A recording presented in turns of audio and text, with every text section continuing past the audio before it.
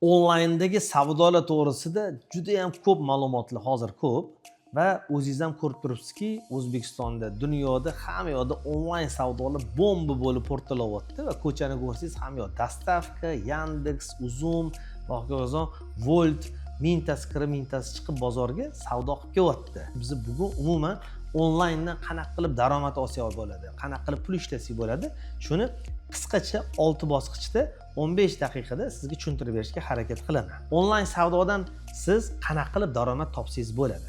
Misol uchun mana Instagramda, Telegramda yoki ijtimoiy tarmoqlarda siz juda ham ko'rasizki, yaxshi hayotni, ya'ni kimdir mashina olyapti, kimdirga gulpadarga qo'yapti, kimdir sayohatga boryapti, yoki kimdir umraga boryapti, lekin sizni ishlayotgan vaqtingizda yollanmashchida ishlayapsizmi yoki boshqa joyda qanaqadir tirikchilik qilyapsizmi, topayotgan daromadingiz 3 milliondir, 5 milliondir, 7 milliondir, lekin undan oshira olmayotgandirsiz. Ijtimoiy tarmoqlarda o'zimiz tovarlarni olib kelib, qayerdandir sotib olib, bozordandir, ishlab chiqaruvchidan qayerdandir sotib olib, ijtimoiy tarmoqqa qo'yib tovarlarni sotsangiz bo'ladi. Lekin bunda katta muammo nimada bo'ladiki, siz tovarlaringizni ko'p O'zbekistondagi insonlarga yoki dunyodagi insonlarga tovarlaringizni ko'rsata olasiz. Lekin u tovarlarni buyurtma bergandan keyin tasavvur qiling, siz Andijonda turib savdo qilyapsizda va Nukusdan sizga bitta kichkina chexolni yetkazib bering deb buyurtma tushyapti. Ana ikkinchi muammo nima bo'ladiki, o'sha buyurtmani siz Nukusga jo'nata olmaysiz va sizni savdo qilish doringiz, ya'ni kichkinlashib qoladi. Yetkazib berish xizmatlari bilan alohida ishlash kerak yoki misol uchun pul to'lovini qanaqadir boshqacha click payme yoki perevod kartaga qilib berginiz kerak va hokazo. Shuning uchun marketplace-da savdo qilaman deydigan bo'lsangiz, ya'ni Uzumda olib qarasangiz, Uzumni misolida ko'radigan bo'lsangiz, Yandex bor marketplace, Uzum bor, hozir Wildberries mana savdo qilyapti. Biz hozir hammasini chalkashib ketmaslik uchun faqat Uzumni olib qaraydigan bo'lsangiz, Uzumga shu tovarni qo'yib sotaman deysiz, bu tovarni qo'yasiz va Nukus bo'ladimi, Andijon bo'ladimi, Toshkent bo'ladimi, istalgan O'zbekistonni joyidan, nuqtasidan mijoz buyurtma beradigan bo'lsa, marketplace sizni o'rningizga olib borib topshiradi, mijozga ko'rsatadi, mijoz yoqtiradigan bo'lsa, uni pulini olib qoladi, keyin sizni hisob raqamingizga jo'natib beradi yoki agar mijoz buni men bo'lib to'lab nasiyaga olmoqchiman deydigan bo'lsa, o'zi tomonidan nasiyaga bo'lib 1 yilgami, yarim yilgami, 3 oygami berib yuboradi. Lekin siz bilan mendagi sotuvchiga 100% pulini 10 kundan keyin pulimizni o'zimiz hisob raqamga tushirib beradi. Agar hozir biz tahlil qilib ko'rib chiqadigan bo'lsak, sizda ikkita yo'li bor, qanaqa qilib onlayn orqali yoki marketplace'lar orqali pul topishni. Ikkita yo'li deganimizda, o'zingiz tovarlarni xarid qilib, undan keyin uni sotishga imkoniyatingiz bor va ikkinchi yo'li bu menejer marketplace sifatida ishlash. Ya'ni birinchisida sizga kichkina sarmoya kerak bo'ladi. O'rtacha olib qaraganda 3 milliondir, 5 milliondir, 10 milliondir sizga sarmoya kerak bo'ladi. O'sha sarmoyadan boshlab turib tovar sotib olib sotishni boshlashingiz kerak. Ikkinchi yo'lida sizga faqatgina bilim kerak bo'ladi. O'zingiz yaxshi mutaxassis bo'lib oladigan bo'lsangiz, hozir O'zbekistonda kunduz kuni chiroq yoqib bo'lsa ham qidirib yurishibdi shunaqa mutaxassislarni. Esdan chiqdi. Shu videoni oxirigacha ham ko'radigan bo'lsangiz, biz bonus, ya'ni sizga sovg'a tayyorlab qo'yganmiz. Qanaqa qilib Uzum marketga kirib bosqichma-bosqich o'zingizni xususiy kabinetingizni, ya'ni do'konlaringizni rasmiylashtirish bo'yicha video darslikni gayd qilib tayyorlab qo'yganmiz. Va albatta esingizdan chiqmasin, bu video ko'plab odamga tarqalish uchun albatta like bosib turib, podpiskani bosib qo'yadigan bo'lsangiz va bu videoni bir nechta tanishlaringizga jo'natib qo'yadigan bo'lsangiz, YouTube ichidagi algoritmi, ya'ni ishlash tizimi shunaqa tuzilganki, shu ko'rsatkichlarga qarab turib juda ko'pchilik odamlarga ko'rsatadi. Endi hozir biz ikkita yo'lini ko'rdik. Manager marketplace degan kasb bilan va o'zingiz tovar pul tikib turib, o'sha o'zingiz savdoyingizni qiladigan tadbirkor sifatida ishlashingizni. Birinchi tadbirkor sifatida ishlaydigan variantida ham, manager marketplace'da ham ikkalasida bir xil narsani ko'rib chiqamiz. Manager marketplace'da qisqacha to'xtab ketaman. O'rtacha hozir bozorda eng kami $500, $1000, $800 yoki 2000-2500 gacha bemalol pul ishlayapti bunaqa mutaxassislar. Bu sohani tanlasangiz bo'ladi. uyingizdan turib, bu dunyoda juda ham rivojlangan, ayniqsa Rossiyada siz istalgan joyda bo'lib turib, misol uchun Namanganda bo'lib turib, siz o'zingizni tumaningizda faqatgina kompyuter va internetingiz bo'ladigan bo'lsa, xohishingiz bo'ladigan bo'lsa va bilimingiz bo'ladigan bo'lsa, bu orqali siz o'sha o'tirgan joyingizda yaxshi pul topsangiz bo'ladi. Qo'shimcha daromad qilib ham ishlasa bo'ladi. Chunki ba'zi bir proyektlarni tanish-bilishlaringiz boshqalardan ko'rib, ularni do'konini savdosini yurg'izib berish uchun yoki ishlab chiqaruvchilar yoki misol tovari bor odamlar bo'ladigan bo'lsa, ularni savdosini Uzumda yoki Yandexda yurg'izish uchun buni evaziga siz pul ishlaysiz. Birinchisi. Ikkinchisi, endi tadbirkor sifatida tovar olib sotadigan bo'lsam, nima qilishim kerak? Misol uchun kiyim-kechak sohasidan kelib chiqaylik. Biz o'zimiz 15 yil davomida kiyim sotib kelganmiz, Abu Sahiyda ishlab chiqarganmiz. Xitoydan import qilib olib kelardik va hozirgi paytda kiyimni agar bizni ko'rib chiqadigan bo'lsak, misol futbolka deylik. Qanaqadir futbolka oldingiz, erkak kishilar mana menga o'xshagan zamokli yoki uchta to'machali finkasi yoki yoqali futbolkasida hisoblasak bo'ladi. O'shani sotmoqchi bo'ladigan bo'lsangiz, nima ishlar qilishingiz kerak? Kirasiz, o'zingizni yagona darchaga, tumaningizda yagona darchaga borib turib, xususiy yakka tadbirkorligingizni ochasiz yoki o'zini o'zi band qilishni ochasiz. Buni MyGov'dan ham onlayn turib ochsa bo'ladi. Undan keyin balkim siz misol hozir uy bekasidirsiz, farzandlaringiz bor, boshqa tashqariga chiqishga qiynaladigan bo'lsangiz, unaqada MyGov orqali ham o'zini o'zi band qilsa bo'ladi va bu orqali siz yuridik shaxs ochdingiz, keyin albatta bankdan hisob raqam ochasiz va bundan keyin o'sha marketplace ga kirib turib, do'koningizni rasmiylashtirib turib, u yerda o'sha tovarlaringizni qo'yib sotsangiz bo'ladi. Endi albatta tovarlarni sotishdan oldin, pul tikishdan oldin tahlil qilish kerak. Ya'ni tahlil qilganda bozorda o'zi nima ketyapti, nima ketmayapti. Oddiy o'zimizni dehqon bozoriga boradigan bo'lsangiz ham yoki istalgan joyga borsangiz, siz bitta joydan narx so'ramaysiz, ikkita, uchta joydan misol uchun kiyim olmoqchi bo'ladigan bo'lsangiz, bilmayman, krossovkadir. Nike degan krossovka. O'shani ikkita, uchta do'kondan so'rab turib, bu narx nech pul ekan deb, keyin o'sha qaror qabul qilasiz. Xuddi shunaqa tovarni xarid qilishdan oldin butun Uzumni ichidagi bor-yo tovarlarni tahlilini qilish kerak. Buni Zoom Selling degan platforma orqali qilsangiz bo'ladi. Tasavvur qiling, bor bozordagi hamma sotuvchilarni nechta nima sotyapti, nech puldan sotyapti, omborxonasida qancha tovari qoldi va hokazo.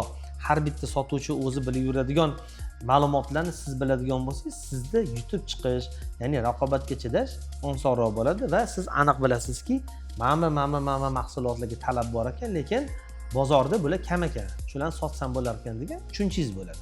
Va shu orqali qanaqadir tovar qo'yib sotasiz. Mana misol hali aytganimdagi yoqali futbolka deylik. O'rtacha narxini olib qarasak, yaxshi sifatdagi, misol uchun 45 ming, 50 ming turadi. 45 ming, 50 mingga uni olib turib joyladingiz, marketplace o'zini xarajati, ularga yetkazib berish xizmati, komissiya va shunga o'xshagan komissiya deyiladi. Shular hammasi yetkazib berish xizmatlari bilan hammasini hisoblaganingizda, misol uchun sizga tan narxi o'shani 75 ming, 80 mingga aylanyapti.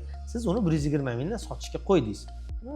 110 mingdan qo'ygandirsiz, 99 mingdan qo'ygansiz. O'zingiz istalgan narxingizni qo'ydingiz. O'rtacha olib qaraganda kiyim sotganda eng kamida ustiga 50% foyda qo'yish kerak. Chunki 50% foyda qo'ymaydigan bo'lsangiz, kiyimni qolib ketishi yoki ostatka degan gaplar bor. Shuni hisobiga sizni qo'lingizda oxirida 30% cha pul qoladi degani. U olib qo'ydingiz, sotdingiz, sotganingizdan keyin uni mijozga yetkazib olib borib berdi marketplace, qo'liga tegdi. Qo'liga teggandan keyin marketplace ga, ya'ni Uzumga, Yandexga yoki Valberisga pulini to'ladi. To'lagandan keyin siz uydasiz, o'zingiz ishlaringiz bilan shug'ullanyapsiz, bola chaqalar bilansiz yoki boshqa narsa va oxir-oqibat sizga o'sha pul 10 kundan keyin tushib kelyapti. Va shu tarzda aylantirib tovarlaringizni sotaverasiz. Lekin buni hozir bu videoni ko'rganingizdan keyin yaxshi ekan deb darrov yugurib borib turib bozordan qanaqadir tovar sotib olish kerak emas. Tahlil qilish kerak, albatta, marketingga o'rganish kerak. Ya'ni marketing deganda qanaqa qilib bu tovarimni reklama qilaman, qanaqa qilib buni odamlarga ko'rsataman, aynan meni tovarimni olish uchun. Buni ham o'ziga yarasha ishlari bor. Keyin oxiri kichkina pul bilan, hali boshida aytganimdek 300 ming, 500 ming pul bilan ozgina tovar olib, sotib, test qilib, keyin savdoni qilish kerak. Xo'p, umuman olib qaraganda mahsulotlarning yana qatdan olsak bo'ladi. Bozorimizdan, buni hamma bilamiz, optim bozorlarimiz bor. Ishlab chiqaruvchilardan iloji boricha siz birinchi qo'lga yaqinlashgan bo'lishingiz kerak. Chunki umuman olib qaraganda marketplace'larda xaridorlar futbolka olmoqchi bo'ladigan bo'lsa, futbolka so'zini kirgizgandan keyin u yerda oddiy do'konga qaraganda bitta, ikkita, uchta do'konni ko'rmaydi. U yerdagi barcha do'konlarning hammasini xaridor ko'radi, narxlarni. Shuning uchun ham siz nimadir tovarni sotib olib, bilmayman, 50 mingga sotib olib, uni 200 mingga sotishingiz qiyinroq masala. Hali aytganimdek, har bitta tovaringizga o'rtacha kiyim bo'ladigan bo'lsa 50%, kiyimdan tashqari bo'lgan tovarlar bo'lsa 30%, 40%, ba'zi bir texnikalarga 15% qo'yib ham sotiladi. Lekin meni maslahatim, kichkina byudjetdan kirayotgan paytingizda unaqada arzonroq tovarlar, ya'ni hamyonbop, odamlarga ko'proq kerak bo'ladigan hamyonbop tovarlardan boshlash kerak. Keyingi qadamda o'rtacha обороtingiz bir $500, $600 bo'ladigan bo'lsa, Xitoydan ham bemalol onlayn zakaz qilsangiz bo'ladi. Oldin faqatgina misol optimchilar konteyner tovar olib kelib sotish imkoniyati bo'lsa, kichkina оборотli odamlar Xitoyga yo'ldan uzoqroq joyga chiqib tovar olib kelishga qiynalgan bo'lsa, hozirgi payt zamon o'zgargan. O'sha ulgurji savdolar ham hammasi onlaynga o'tib boryapti. Shuning uchun ham men 20 yildan beri Xitoydan tovar olib kelaman. Hozirgi paytda Xitoyga borsam 2 marta borishim mumkin, yo 1 marta bir yiliga borishim mumkin. Qolgan payt faqat onlayndan zakaz qilinadi. Siz ham buni bemalol evla olasiz. Va Turkiyadan ham bemalol zakazsiz bo'ladi. U degani misol Turkiyada ham yetkazib beruvchilar bor. Hozir mana bilasizlar, Turkiyada juda ham katta krizis. Narx-navosi ham unaqa tepaga chiqib ketgan patologda emas. Shuning uchun ham Turkiyadan ham zakaz qilsangiz bo'ladi. Hozir yozga yoki kuzga yoki qishki mavsumga ham hamma narsani kiyimda yaxshilab, tanlab, yaxshi sotadigan mahsulotni olib kelib sotsangiz bo'ladi. O'zimiz ham shaxsan misol mana kuzgi bahorgi mavsumda o'sha yerdan ayollarning sviterlarini yoki qo'li kalta amerikanka deydi, shunga o'xshagan narsalarni olib kelib sotib, $3, $4 narsalarni misol uchun 120 ming, 130 ming, oxiri rasпродаж sifatida 99 ming sotib ham yaxshi daromad ko'rdik. Xo'p, endi uzumda do'kon ochdik, yuridik shaxs ochdik, do'kon ochdik, undan keyin rasmiylashtirdik, tovarlarimizni yubordik va albatta tovarimizni kartochkasini yaxshilab mukammal qilib turishingiz kerak. Tovar kartochkasi nima deydigan bo'lsak, o'zingizlar o'sha uzumga kirgan paytingizda yoki Yandexga kirgan paytingizda tovari ko'rinishi va o'sha tovari ko'rinishida rasmi bo'ladi, o'tdagi har xil uni sharhlab beradigan opisaniyalari bo'ladi, infografika deyiladi. O'shani to'g'ri sotiladigan qilib tuzadigan bo'lsangiz, shunda siz boshqa raqobatchilarga qaraganda yuqoriroq turasiz. Xo'p, umuman olib qaraganda bu ish bilan men shug'ullana olmaymanmi, meni qo'limdan keladimi deb o'ylaydigan bo'lsangiz, misol uchun mana oddiy bitta misol sifatida aytishim mumkin. Husnidaxon Namangan viloyatining Uchqo'rg'ondandilar.